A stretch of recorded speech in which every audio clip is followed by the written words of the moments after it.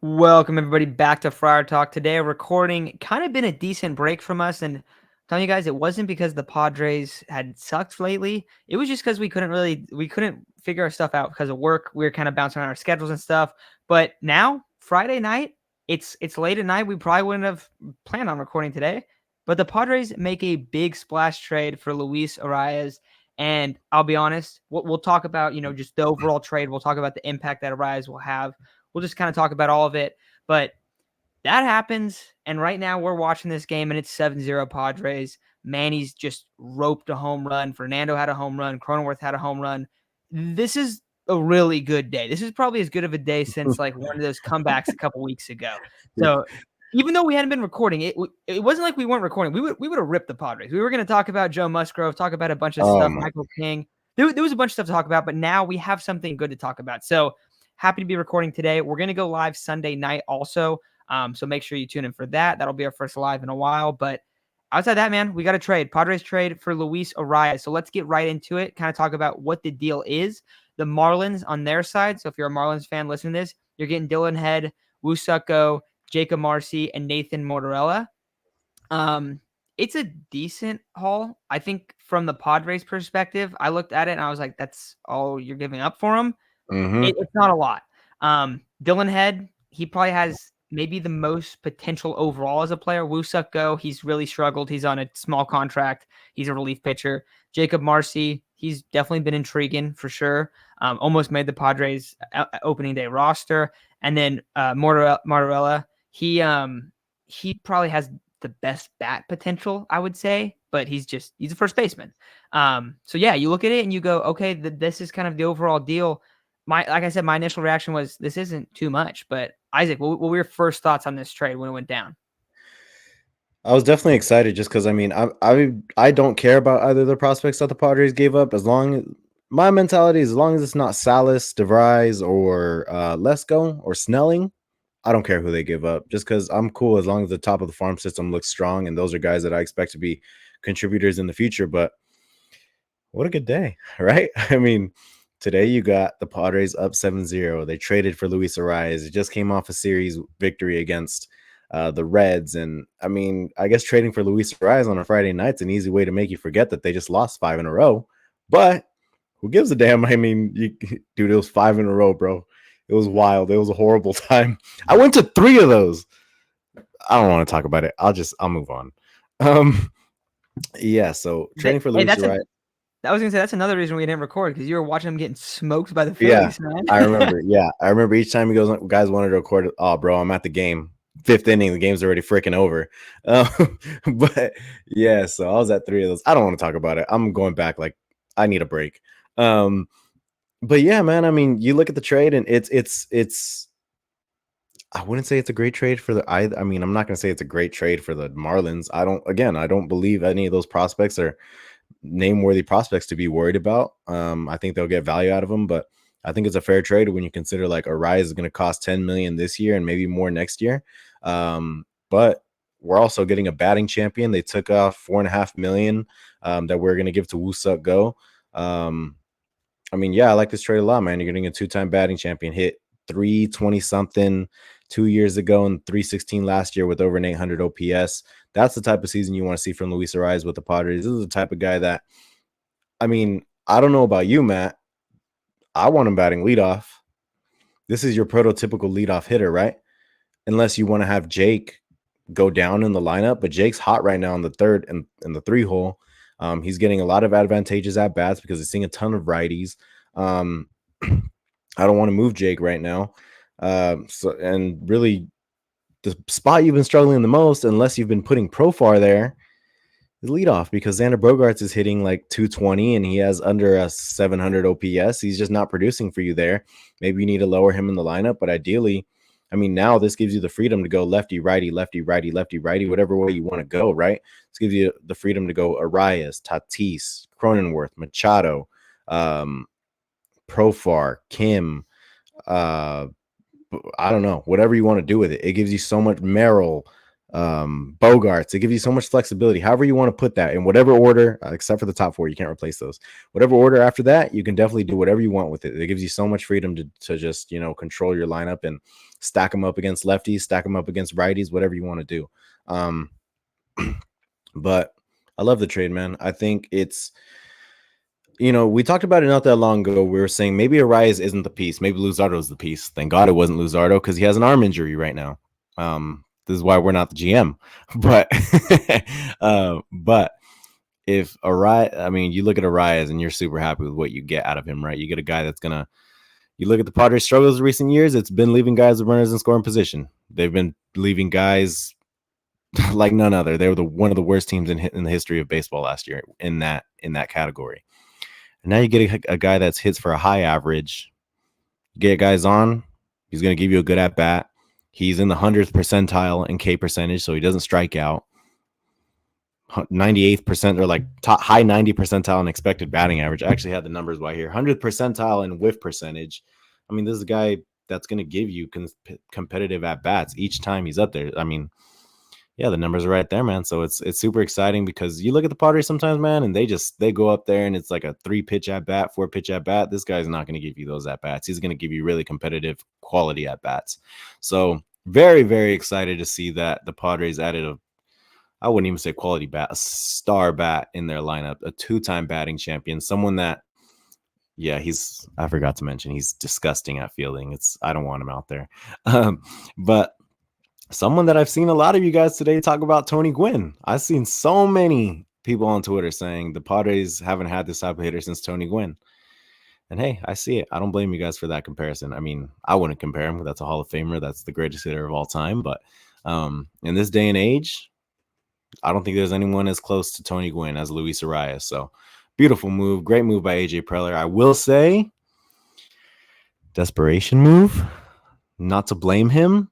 I know that if my job were on the line where I'm in the position he's in, I'm doing whatever I can to win ball games right now, keep my job. I'm doing whatever I can too. So I don't blame him, but great move. Yeah, and one other thing, dude. So you talked about that part. There's a few things I want to unpack, and you talked about the prospects a little bit. We'll get back into those guys a little bit because I do think it's worth bringing up. But with Luis Arias, one, I think you're right about him hitting leadoff. You can go lefty, right. You can go lefty, righty, lefty, righty, righty. Now, which is awesome because Jake Cronenworth has been really good when he's been sandwiched in between 2 right-handed batters in Fernando Tatis and Manny Machado. Now you add Arias to the top of the order. I love that. I think that's a great move. Another thing, what is Luis Arias going to play? What's his biggest downfall? Because it's not hitting. As a bat, he's great. It's fielding. Yeah. What is his position on the Padres? Oh, it's pretty obviously DH. DH. He's going to DH, and he might take the field a little bit. They don't have to worry about that. That is a huge thing about this trade. He's a guy, and what have we talked about? Dude, we've talked about Brandon Belt so many times. Why? Because Brandon Belt can come in and he can be that, he can be that bat. He can be a DH. He can come in, whatever it is.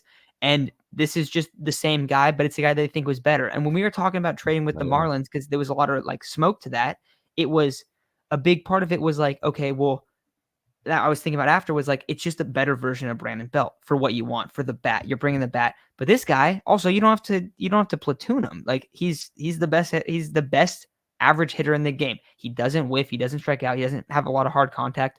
Who cares?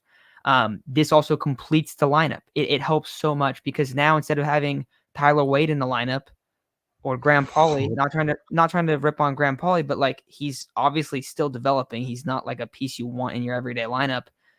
You have Luis Arias, who's, he might not be having the best year so far. Who cares? He also is under control for 2 years, and now the Padres, with their current core, have a very obvious and very clear 2-year window with what they have. And if it doesn't work, they either blow it up, they can do whatever they want after that. But they have a clear 2-year window with a lot of these guys. A lot of these guys are under contract. Now, there's a couple guys that are under contract like 3-4 years, but for the most part, a lot of these guys are under 2-year contracts. So I think overall the move makes a ton of sense. You brought up that it's a desperation move. Yeah, it is a desperation move, but I don't dislike this move. And we rip Preller's trades all the time. When they traded Juan Soto, we were on here like, this is going to go down so bad. And we're gonna end up. We'll talk about that trade when the Yankees come into town. We're gonna have a little discussion about that because people got super mad that we ripped the trade. We're like, dude, this is a salary dump, and now it looks like that. But going back to this one, love this trade. I think this trade is perfect. Are one of those guys probably going to turn out to be decent players? Yeah, they are. They're probably going to. It's probably going to be the case. Is it guaranteed? No, but probably one of those guys or two of those guys are going to be MLB players. That's all right. Cool. You're doing this because you're trying to win right now, and we've brought this up a lot. We want to see the Padres try to win. Like, we want to see that. That is the best thing they can do. All of a sudden, this team looks dead in the water. Preller's sitting there like, dude, I'm going to get fired after this year if this team doesn't show some life. And yeah, they won the last couple games, but they had also just lost 5 in a row, and that's probably when negotiations started heating up a little bit more. Like, seriously, right? No, yeah, I'd be doing the same shit, dude. Yeah, you're just like, dude, this looks horrible. And then it's like, what do? You go and trade for Luis ARRAEZ, and then obviously, like, not like it's a coincidence, but I feel like it does have some impact. Today they come out and they're just ripping the baseball because it resets your mojo, it resets everything. So, dude, if you're gonna do a desperation move, trading 3 mid to low level prospects, they're, I guess, more on the mid size, but not like that crazy. None of them are high level prospects. None of them are up there. I don't think any of them are top 100. No, definitely not. So yeah, dude, and you trade for a guy that is a bat like that, you're gonna plug into your lineup. We keep talking about how the Padres don't. Last year, what was the biggest thing? Well, they had Austin Nola and Matt Carpenter DH for the first half of the year. We're a month into the season, maybe less than a month into the season now. Yeah, a month into the season, it's barely May. And they've already said, this isn't going to work. Let's adjust. And that's really good. And that's something that I want to see more of. Because this year, yeah, Campusano, maybe he's not the best bat. He's sure of a hell of a lot better than Luis Campusano. Oh, yeah, for sure. And now you have ARRAEZ instead of a spot that Matt Carpenter was in last year. So, yeah, dude, this is it completes the lineup. It does a lot. I also love the idea of him hitting leadoff. But, yeah, those are the pros. And for the prospects, like, I kind of broke down a little bit. But, like, one of those guys is probably going to work out for the Marlins. For the Marlins side, if you're a Marlins fan, like, this is what you guys should do. You guys aren't going to be good this year, obviously. ARRAEZ, he's not going to be some crazy part of your future. Though I will say it does feel pretty low for the return value. I do think that. Like, I thought he was going to cost more than this. It's pretty surprising, honestly. But yeah, that's kind of my overall thoughts. I'm very happy about this deal. I think this is awesome. I think Padres fans should be pumped. I think that in general, because of the defense and stuff, I think, and just where baseball's at modern day, I think Luis ARRAEZ does get a little bit overrated by some people.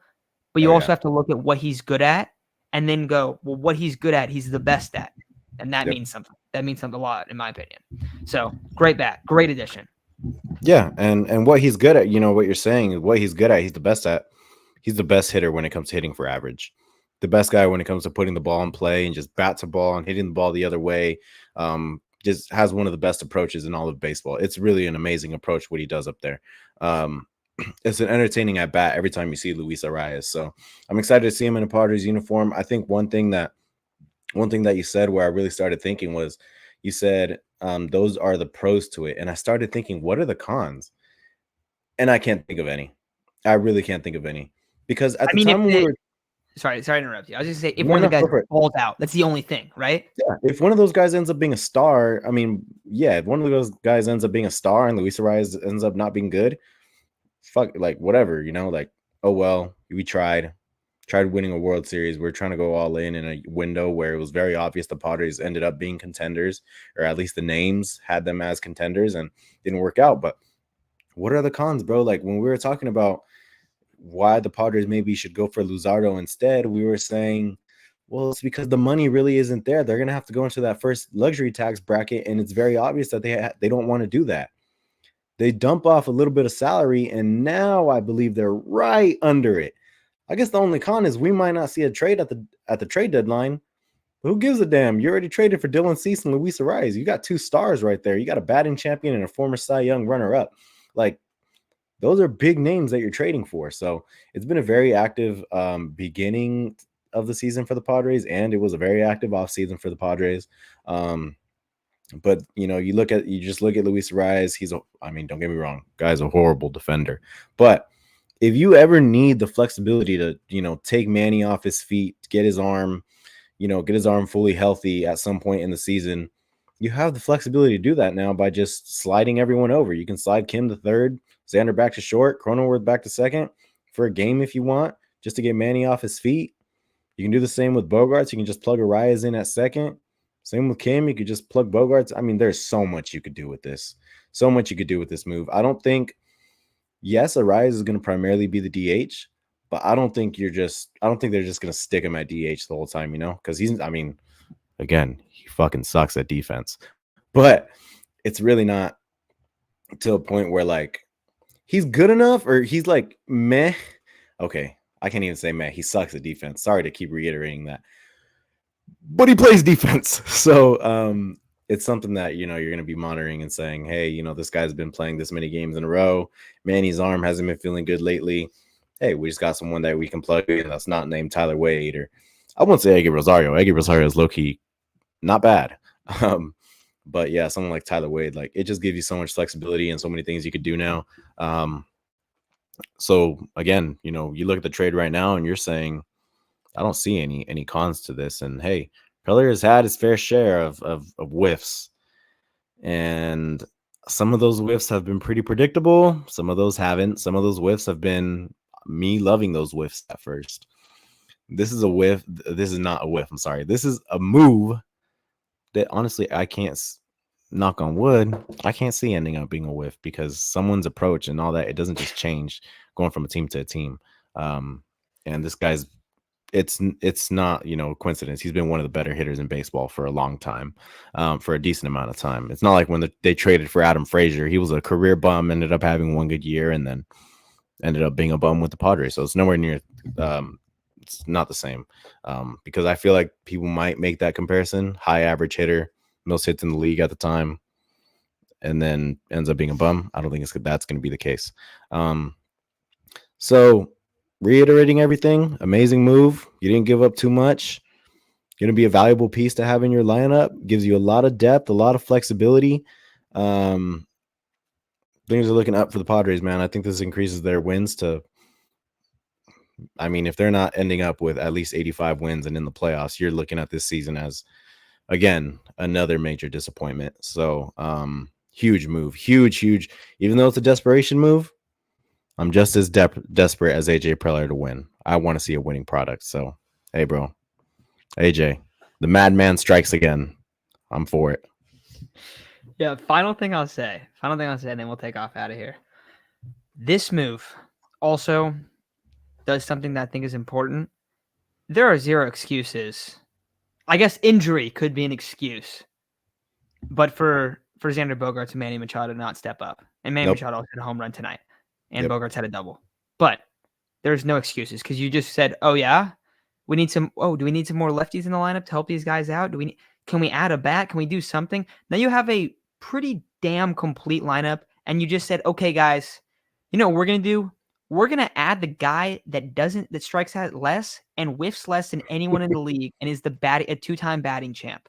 So we just added a guy that's gonna take all of the pressure in the world off of you. I guess he's not a power hitter, which is something we could still talk about, but like outside of being just like a slugger, is the best possible thing you could add. And so it's like there's no excuses anymore too. And I think that is a good thing. And also, like I said, it does seem like a little bit of a momentum move. Okay, it's starting to slide already in, in late April. Let's do something. Let's not have this fall apart. And now it's like, all right, dude, let's get some fire into this team. Let's get going. And you saw it. I feel like you saw it tonight a little bit. Dude, I didn't want to say it, but it's no coincidence that suddenly, they look pretty good today. They look pretty energized. They look like they're having fun. Yeah, it's fun when you're kicking ass, but this is kind of different. Also, another one. I guess one more thing now. I've already said that twice now, but isn't this awesome for a guy like Jackson Merrill? Oh my God. A lefty contact hitter. Well, we got a guy to mentor you a little bit. Check this out, bro. We're gonna bring this dude in, and we're gonna say, all right, Luis Arias, you're gonna start taking you're gonna team up with Jackson Merrill for batting practice now, because it's gonna be a little helpful, some tips here and there. No, I love it, dude. I think it's a great move. I think it's perfect. And we talked about some of the stuff with Dylan Cease where it's like, yeah, they gave up some decent arms. Like, hey, they gave us some decent arms. This is what it is. We like the deal, but they gave us some decent arms. I don't feel as bad for this. Yeah, there he is, right there. Look what he's doing right now. Yeah, but yeah. All right, guys. I think it's gonna do it. Come to stream on Sunday. I don't know what time that'll be yet, but sometime after the game on Sunday. And yeah, thanks all for listening. Awesome trade. Pumped about it. Talk to y'all soon. Peace.